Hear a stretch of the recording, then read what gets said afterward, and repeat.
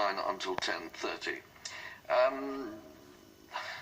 Unfortunately, the time on the 14th of August was the big one, was really when Radio London closed down at 3 o'clock in the afternoon.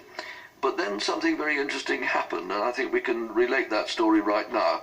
So let's hand over to Paul Kay. Some mention has been made of the fact that mine was the first voice to be heard on Radio London. It will also be the last. Big old time is 3 o'clock, and Radio London is now closing down. And that was the end of Radio London. They played their theme tune, then dead silence. You could tell the transmitter was still on, and then after about 30 seconds, that turned off, and then you just heard the noise of a radio band with nothing on it. I was on Radio Caroline at the time. Robbie Dale was listening in to the close down of Radio London. He came straight into the Caroline studio. He was crying as well. You've got to try and understand, these radio stations and the people who worked on them became families to the listeners. And people got enormous pleasure out of those radio stations. When the government just passed that law and said they're going to go off the air, nobody really believed it would happen. When Radio London played their signature tune for the last time, and then there was dead silence, people realized it had happened. And Robbie Dale said an emotional farewell to Radio London and its listeners, and he welcomed them to Radio Caroline. Many of them, of course, tuned over from 266 to 259. Radio Caroline was now on its own. Robbie Dale and I carried on doing radio programs. He went on the air at 6 o'clock. I took over at 9 o'clock for my regular 9 to midnight show. Robbie then rejoined me in the studio at about 11:45. And as the seconds ticked away to midnight on August the 14th, 1967, and made this announcement to an estimated European audience of 22 million radio listeners. This is the story of man's fight for freedom. The beginning is in the past, the middle is now, the end is in the future. It is a story of sadness and of triumph. August the 14th, as disc jockeys Robbie Dale, Johnny Walker and Ross Brown leave Liverpool Street, London. Spurred on toward the sea by the hundreds of cheering people. See them now as they stand on the tender. There are tears in their eyes as their families, their homes, and their loved ones are left behind. 3 o'clock on this Monday afternoon, and on 266, Big Lil is heard for the last time. Caroline is alone. These three men prepare for midnight. For in a few hours' time, they are to challenge the might and the power of the British government. They will become criminals. Midnight approaches. It is August the 15th.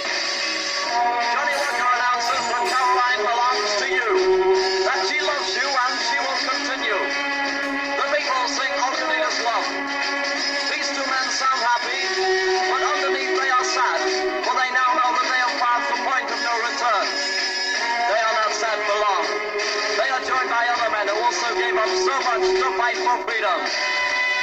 The seas are rough and cruel. Life is hard, but as each day passes, the moment of triumph grows nearer. The British people rally round. They send food, they send comfort, and they send their love. All you need is love, and love overcomes. The British government relents. Caroline raises her anchor and heads for England. See her now majestically and proudly sailing up the river toward the capital that has welcomed so many victors in British history. But none as victorious as these men. They stand on the deck waving to the millions of people who ride the Thames. This time the tears flooding from their eyes are tears of happiness. The insurmountable odds have been surmounted. They reunite with their families, with their friends, with their loved ones. We are near the end of our story. London's skyline has a new landmark pointed toward the heavens. Caroline's aerial.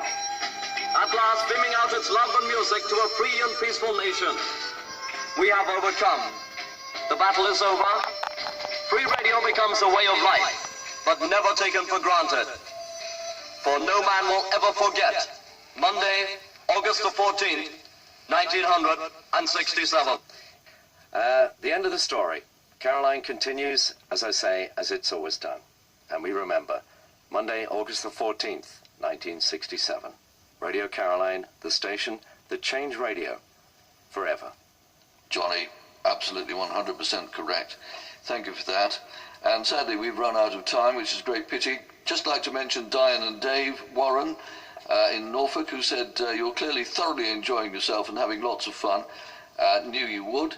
Please, so pleased for you. Great show. What a good job. You kept all those archive recordings to air, which makes such a difference when celebrating a special occasion such as this. Congratulations. Good to hear the voices of your colleagues and friends. Enjoy the rest of your celebrations with them and have yet more fun reminiscing. Thank you very much indeed, Diane and Dave. Another email, this one is from David Edwards. I was a big fan of Radio London. I managed to get an invite to visit the MV Galaxy. You were on board, as well as John Peel, and I was able to join Ed Stewpot in the studio. Great memories, and great to hear you again. John Abbott, thank you very much indeed for your email. To Alan Fox in Cheshire, Hertfordshire, thank you for yours. And for all the other dozens of emails which have come in and text messages, etc. Thank you very much for going to so much trouble. It's been wonderful to be back one more time. It brings us to the end of this special look back at pirate radio stations that broadcast off the shores of the British Isles until they became illegal on the 14th of August 1967. Sadly, we only scratched the surface. There are many, many more hours of pirate radio broadcasts of the 1960s in my archives. I don't know if I'll ever be able to broadcast them again, but I hope you enjoyed the sections that we played today, or yesterday and today. It was fun radio in those days. Thanks to all who've taken part in the programme, either here in the studio of the LV18 or pre-recorded archive material. They include Mike Roberts, Stuart Busby, Fred of Fuller Street, and other kind listeners who've really gone out of their way to ensure that this programme actually was broadcast. My grateful thanks to Tony O'Neill and Topsy Turvy and the staff of the LV18, allowing us to once again broadcast from this wonderful ship, the LV18. Special thanks really to Steve Scruton, Ian Wyatt and Louise Burt. I'm going to take those three because they allowed the pirate BBC Essex to make one final broadcast here on the 13th and 14th of August 2017. We also say thanks very much to Matt Wade, who made the technical side of this broadcast possible. Pirate BBC Essex continues tomorrow at 9 o'clock until 4 p.m. My special thanks to you for tuning our way. If you're not feeling too well, may I cardboard shoes wish you a speedy recovery. And if you're living on your own, God bless, many hugs, and lots of love.